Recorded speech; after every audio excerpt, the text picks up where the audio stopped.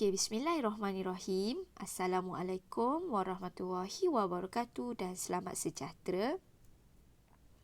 Kita masih lagi berada di dalam bab 2 iaitu bab respirasi. Pada minggu ini, kita akan sambung dengan unit baru iaitu unit 2.4 tentang adaptasi dalam sistem respirasi. Struktur respirasi kebanyakan organisma, termasuklah manusia, mempunyai 3 ciri untuk memastikan pertukaran gas yang cekap dengan persekitaran. 3 ciri tersebut adalah yang pertama, sistem respirasi perlulah mempunyai permukaan struktur respirasi yang lembab. Sebagai contoh, permukaan alveolus yang lembab. Ciri yang kedua, sistem respirasi perlulah mempunyai permukaan yang nipis. Sebagai contoh, dinding alveolus dan kapileri darah iaitu setebal 1 sel sahaja. Dan ciri yang ketiga, sistem respirasi perlulah mempunyai luas permukaan yang besar. Sebagai contoh, luas permukaan berjuta-juta alveolus. Sistem respirasi beradaptasi dalam persekitaran. Organisma yang berlainan mempunyai sistem respirasi yang berbeza untuk memaksimumkan kadar pertukaran gas dalam persekitaran yang berbeza. Struktur respirasi yang beradaptasi dalam persekitaran berbeza termasuklah yang pertama, kulit luar lembab, yang kedua, insang dan yang ketiga adalah trakea. Okey, seterusnya kita akan bincangkan dengan lebih detail tentang ketiga-tiga adaptasi dalam sistem respirasi. Adaptasi yang pertama adalah kulit luar lembab bagi haiwan amfibia. Amfibia seperti katak merupakan organisma yang boleh hidup di darat dan di air. Struktur respirasi katak dapat beradaptasi untuk meningkatkan kecekapan pertukaran gas semasa berada di darat dan juga di air. Semasa di darat, pertukaran gas dalam katak berlaku di dalam peparu, manakala semasa katak berada di dalam air, pertukaran gas berlaku melalui kulit luar yang lembab. Selain peparu, katak lazimnya menggunakan kulit luar yang lembab untuk pertukaran gas. Adaptasi struktur respirasi katak semasa di dalam air ialah yang pertama, kulit luar yang nipis dan sentiasa lembab bagi memudahkan resapan gas dari persekitaran. Dan yang kedua, banyak jaringan kapileri darah terdapat di bawah lapisan kulit bagi meningkatkan kadar resapan gas antara kulit dengan kapileri darah.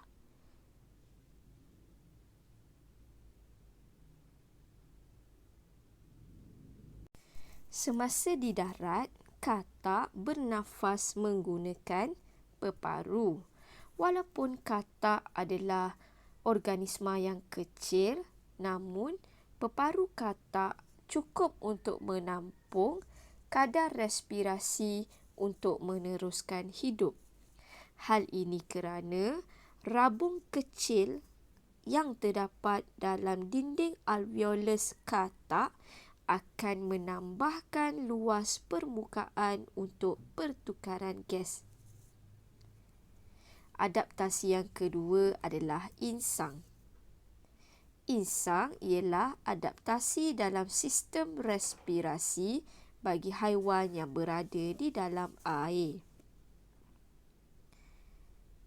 Haiwan yang hidup di dalam air seperti ikan melakukan pertukaran gas melalui insang.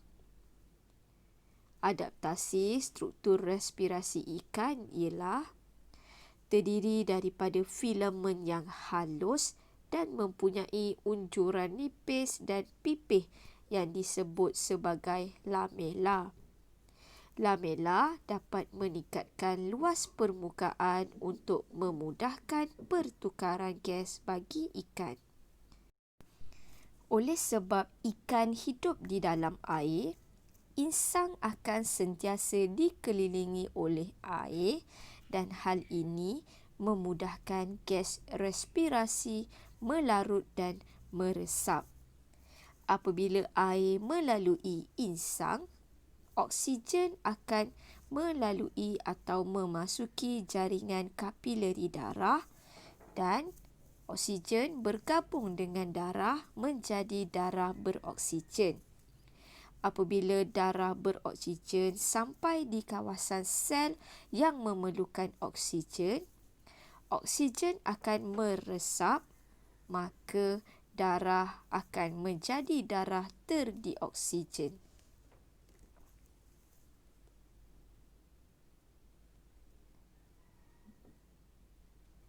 Okey, seterusnya adalah adaptasi dalam sistem respirasi yang ketiga, iaitu trakea. Sistem respirasi serangga ialah sistem trakea yang terdiri daripada tiub udara yang dikenali sebagai trakea.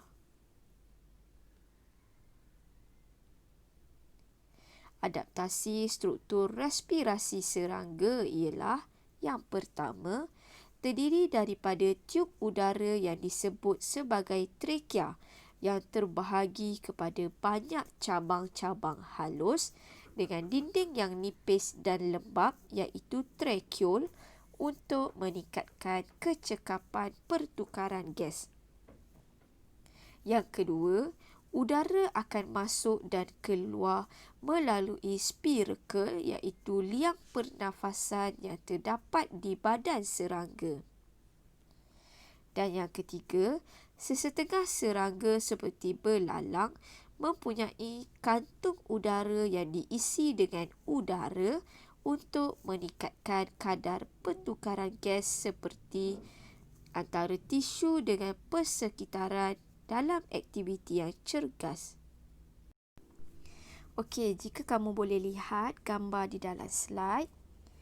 Okey, sistem respirasi bagi seekor belalang terdiri daripada sistem trakea yang mempunyai trakea yang akan bercabang menjadi tracheole, kantung udara dan spirakel sebagai liang pernafasan.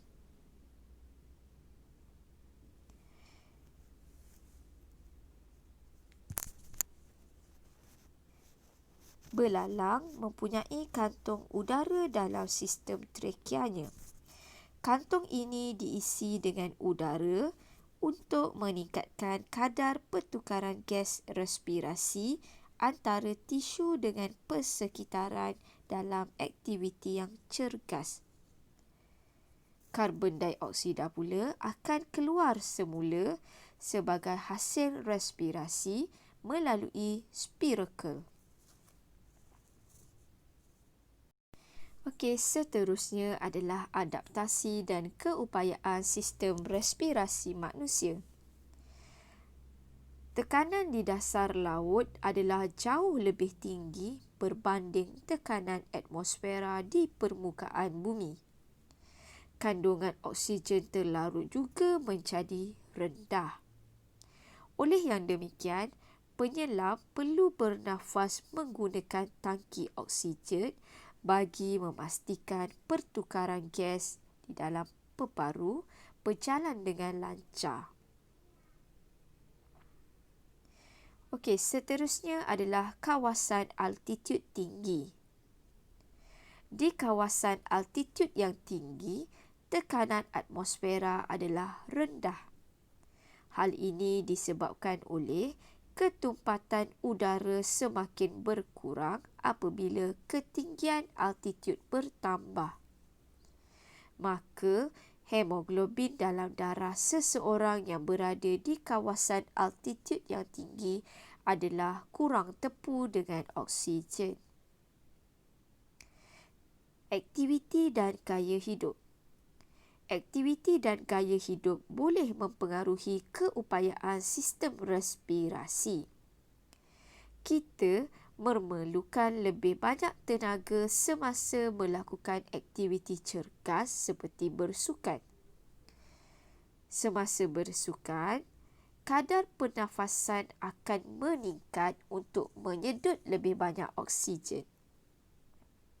Kadar pengepaman jantung semakin laju untuk mengepam lebih banyak darah beroksigen ke sel-sel badan. Kadar respirasi sel akan terus meningkat bagi memastikan dapat menghasilkan lebih banyak tenaga. Kebolehan otot untuk mengecut dan mengendur akan semakin meningkat bagi melakukan pergerakan.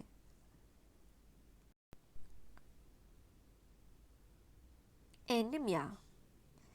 Anemia merujuk kepada penyakit yang disebabkan oleh kekurangan bilangan sel darah merah, kecacatan bentuk sel darah merah. Hal ini mengurangkan keupayaan darah untuk mengangkut oksigen ke sel-sel badan untuk proses respirasi sel.